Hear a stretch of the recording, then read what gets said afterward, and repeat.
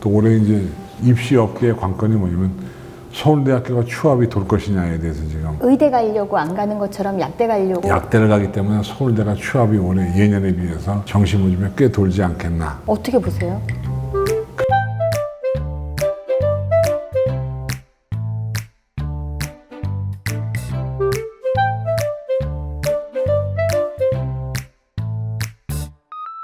약대 얘기는 어떻게 하시는지요? 약대는 저는 올해 많은 사람이 예상한 것처럼 선풍적인 인기를 진짜 끄는 것이 맞고요. 네. 성적도 상당히 월등하게 나올 것 같고 네. 또 어떤 수도권 약대들은 지방의 시의회나 의회만큼 올라간 약대도 꽤 있을 것 같고 그래서 약대가 올해 아마 관건이지 않나. 지방 의대를 가지 않고 수도권 약대를 간다는 가는 말씀이죠? 친구들이 꽤 나오지 않겠나 싶기도 하고 또 올해 이제 입시 업계의 관건이 뭐냐면 서울대학교가 추합이 돌 것이냐에 대해서 지금 의대 가려고 안 가는 것처럼 약대 가려고. 약대를 가기 때문에 서울대가 추합이 올해 예년에 비해서 정시모집에 꽤 돌지 않겠나. 어떻게 보세요? 그렇게 예상들을 많이 하고 있습니다. 약대가 이 소위 좋은 스카이 공대나 이런 데에 말하자면 추합에 영향을 주지 않을까. 스카이 공대에 대응할 수 있는 약대라는 건 중대 약대. 뭐 성대 지금 이제 약대. 약대가 사실은 네. 서울대학대가 제일 좋잖아요. 네. 그다음에 이제 연대, 중대, 성대가 지금 이제 2위를 놓고 각축을 벌이고 있는데 네. 점수는 연대가 높을 수도 있어요. 근데 이제 업계의 반응은 중대가 2등이다 이렇게.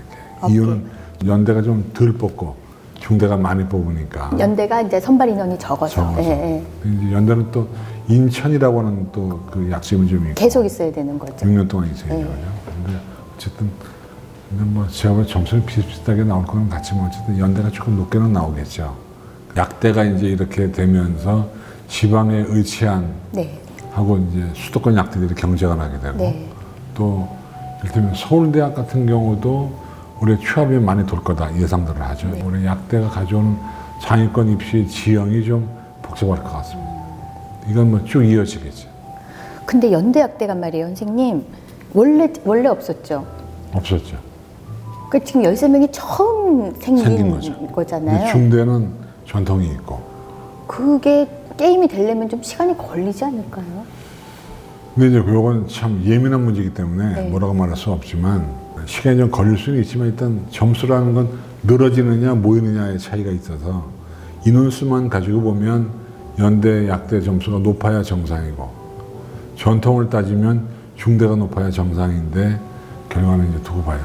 근데 이제 나와서 선배가 하나도 없고 13명 정말 이 무슨 무인도도 아닌. 그게 이제 연대, 약대 점수가 낮을 거라고 예상하는 사람들의 논리. 뭐 사실 연대, 약대 나온다 그래서 약사 면허증이 필요한 거지. 그렇죠. 2대 약대의 포지션도 되게 예민하거든요. 그러니까 이제 2대 위상이 이제 점점 낮아지고 있었죠. 네. 근데 이제 약대 가지고 이제 만회를 해야 되는데 2대는 사실 저도 잘 모르겠습니다. 왜요? 왜냐면 한 120명 뽑기 때문에 수시 정시 합쳐서 네. 걔네 또 그 학교는 또 이렇게 나눠 뽑잖아요. 저는 뭐 2대 약대는 뭐라고 확실하게 얘기할 자신감은 없습니다. 그러면 120명이 어떻게 분포할지도 모르고 전형별로 어떤 위상이 될지도 모르기 때문에. 그렇습니다. 똑같이 약사 자격증이 나와도 애들 명칭에 따라서 또 약간 지원율이 달라졌기 때문에 미래산업 약학과인가 아, 그게 약간 그 약사 행정 쪽. 그런 거 아니면 저는 왜 그렇게 이해를 했죠? 교육과정 자체가 조금 다르긴 한데 네. 약사 면허증이 나오는 건 똑같으니까 똑같아요. 한꺼번에 뽑으면 점수가 관리가 어려우니까 아마 그래서 나누는 것이 아닌가라고 생각은 하지만 이대 말은 그게 아니고 교육과정과 지원점이 좀 다르다 이렇게 얘기를 하고 있어요. 약대도 깔끔하게 정리를 해주셨어요. 수시는 끝났으니까 네. 올해 수시 좀 전반적인. 매년 수시가 똑같아요. 그러니까 네. 결국 이제 해마다 보면 학생부 종합전형이 점점 축소가 되고 있잖아요. 네. 근데 위력은 커지고 있잖아요. 왜냐하면 좋은 대학은 다 가지고 있으니까. 근데 수시에 보면 그런 것 같습니다. 브랜드를 추구하는 애들이 점점 많아지고 있고 과보다는 학벌을 보는 애들이 많아지고 수시에서도요? 있고. 그렇죠. 그리고 내신의 위력이 너무나 커졌고 네. 그런 특징이 있어요. 최저 충족 상황이라든지. 걱정들을 많이 했죠. 못 맞출 거라고 많이 했는데 네. 실제로는 많이 맞췄습니다. 왜냐하면 영어가 2, 3등급이 늘어나면서 영어 때문에 많이 이제 맞추긴 했는데 네. 그러나 사실은 대학별로 해마다 비슷해요. 최저 충족률 자체가 그렇게 낮거나 높지도 않고. 대세는 항상 비슷하다는 말씀인 거죠? 입시는요. 네. 저희는 입시를 86년부터 해봤는데 86년부터요? 네. 제가 86년에 교사가 됐거든요. 그때부터 이제 고3 맡아가지고 했었는데 해보면 입시는 거의 비슷한 것 같습니다. 한 해도 예외가 없는 것 같아요. 그래서 아까 제가 말씀드렸지만 신문기사도 매년 똑같다. 그래서 저희가 옛날 신문기사를 참조하는 이유는 네. 그대로 거의 가니까. 수시 충족률, 뭐 이런 수시의 진행 상황 이런 것들이 거의 똑같다 이 생각이 들어요. 보통 우리가 이제 올해 한 5월쯤 수시 리뷰 같은 걸 쓰는데 네. 그거 작년 거 보고 베껴도 됩니다. 네, 크게 차이 없어요. 네. 그런데 지금 이제 변수가 정시가 늘어나고 그 다음에 내신 따기가 어려워지고. 근데 이제 이게 문제가 뭐냐면 네. 정시가 늘어나는 건 사실 지방에 있는 고등학교 애들에게는 남의 일입니다. 정시는 재수생들의 목이라고 생각을 하고 있고 네.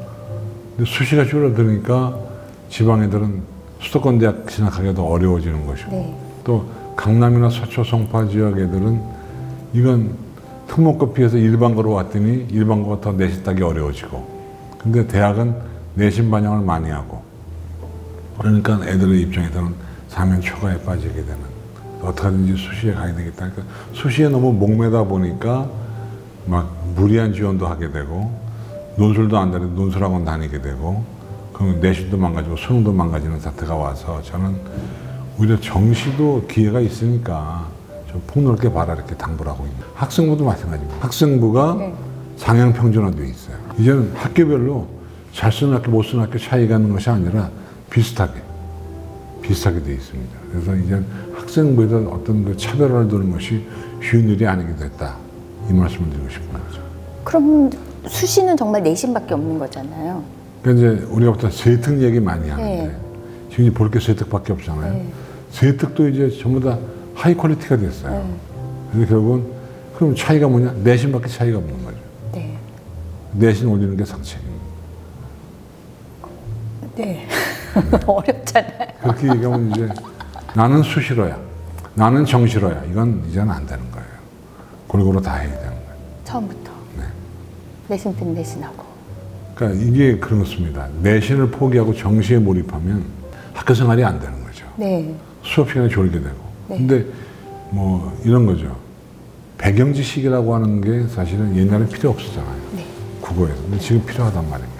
알면 더 잘 읽히는. 그렇죠. 네. 그러니까 결과적으로 내신을 포기하면 배경 지식을 쌓을 기회를 다 잃어버리는 거예요. 그래서 수능 공부도 더디게 된다. 그렇죠. 저는 내신 포기하면 안 된다고 보고 있어요. 정시로도. 내신과 수능을 조화롭게 해주는 것이 옳지 않나. 근데 참 그 내신 매번 결과 나오는 거 포기하고 싶어지잖아요. 그래 가혹하죠. 정시로 가자 사실. 이렇게. 가혹한데 정시에 가더라도 내신은 포기하지 마라. 그러니까 학교들이 좀 잘해줘야 되는 게 학교가 내신 문제를 절묘하게 내면 내신과 수능이 일맥상통할 수 있거든요. 네. 이상하게 좋은 학교일수록 내신을 배배 꽈가지고 문제 이상하게 내요. 변별력 때문에 그런 네. 거죠. 그럴 필요가 없는데. 그 변별력을 어떻게 해요? 선생님들이 연구를 해야죠. 내신 문제를 수능 스타일로 내면서 변별력을 줄 수 있게 본인들이 연구해야죠. 내신 문제를 너무 꼬면 애들한테 손해다. 네. 수능 문제처럼 내면서 변별력을 줄 수 있는 방법은 교사들이 연구해야 된다. 네. 그렇습니다. 중요한 얘기는 그 학종에서 네. 패러다임이 변했어요. 전공 적합성, 네. 학업 역량, 인성, 발전 가능성 이런 얘기 많이 했잖아요. 네. 요즘은 그 뒤에 한수 더 붙어요. 학업 역량과 세분 및 특기사항, 전공 적합성과 과목의 선택. 역점되는 요소가 추가가 되는 거죠. 학업 역량은 세특을 통해서, 전공 적합성은 과목의 선택을 통해서. 그러니까 교수님들한테 가이드를 주는 거죠. 가이드를 얘 주는 학업 역량은 세특에서 읽어라. 그렇죠, 그렇죠. 얘 전공적 그게 이제 학점은 노골화되어 있다는 거죠. 노골화. 네. 그러면 그거를 알고 과목도 그렇게 선택해야 되고. 그렇게 보는 거죠. 그러니까 어떤 과목을 선택했냐에 따라서 아예 전문적 합성이 있거나 없거나를 판단할 근거가 된다는 거죠. 그러니까는 선택을 해야 되는 거네요. 이 점수와 상관없이. 이건- 과목 말이죠, 그죠? 네. 내신 과목에서. 네. 근데 재밌는 게 문과와 이과가 달라요. 사정관들 설문 데이터를 낸 거 보면 네. 문과이가 전공과 연관된 과목을 선택하지 않았을 때 받는 페널티하고 이과이가 그러지 않았을 때 페널티가 다르더라고요. 이과가 더 커요. 네. 네. 그러니까 그런 데 자기가 고민해서 해줘야 되는 거예요. 문과는 그냥 그러면 어쨌든 그냥 공부 열심히 하는 거네요. 대학이 원하는 아이는 네. 인성이 좋은 애도 아니고 활동을 많이 하는 애도 아닙니다. 대학이 원하는 아이는 똑똑한 아이를 원하는 겁니다. 뭐든지 똑똑한 아이를 원한다는 관점으로 가지고 보면 내가 뭘 해야 할 건지. 활동이 미흡해도 등급이 좋으면 붙습니다. 최근의 흐름은. 그러니까 저는 내신을 잘 따는 게 기회라고 좀 믿고 있습니다. 네. 내신. 내신 최고다. 네. 내신에 무슨 기적이라고 하셨어요? 내신을 잘 따는 것이 가장 좋은 진학 지도의 방법. 아, 네. 기적은 어디서 나? 네. 그래서 저는 그런 비유를 매년 유튜브에 가면 그런 비유를 합니다. 내신은 주머니 속의 현찰과 같다. 네. 내신은 현찰, 수능은 크레디트 카드, 비교과는 쿠폰. 쓸 수도 있고 안 쓸 수도 있다. 네. 네. 그러니까 현찰이 제일 좋은 거니까. 그렇네요. 사람들은 크레디트 카드가 현찰과 똑같다고 이해를 하지만 네. 다르죠. 네. 어디 가면 카드 안 받는 데도 있잖아요. 또 코스트코에 가면 현대 카드만 받잖아요. 네. 뭔가 불안전해요. 근데 현찰은 어디를 가든지 간에 다 받는다는 거죠. 현찰이 많으면 좋은 겁니다. 내신입니다. 알겠습니다.